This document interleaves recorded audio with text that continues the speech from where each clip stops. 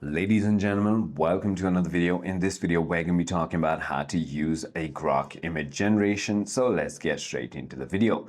So there are a couple of ways you can go ahead and do so. So first, you can upload up to 3 reference images to guide the style, composition, or subject matter of the new image. You can also simply go ahead and have selected aspect ratios like 1:1, 1:2, 2:1, 2:3, 3:2, 3:4, 4:3, and 9:16, and finally 16:9. You can also request changes to an existing image, such as an change to the background such as changing the background or adding some kind of object to a subject. You can also use 10 generations every 2 hours, by the way. So let me exactly show you how you can do it. Simply go ahead and open your Grok.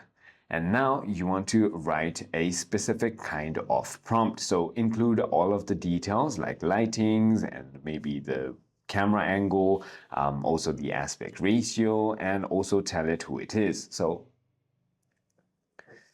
act as a AI visual artist and create a YouTube thumbnail for my YouTube channel where I'm making a video on how to use Grok image generation. Make sure it is professional, minimal, and in 16 by 9 aspect ratio. Make sure it has bold text and very bright colors. As you can see, it's written here now, and I'm gonna simply go ahead and send it. As you can see, it's going to start creating an image, and when it is done, you will see it exactly here. Just ask it to go ahead and create it. So I hope this video clarified everything for you. If you have further more queries, feel free to comment down below, and I'll see you on the next one.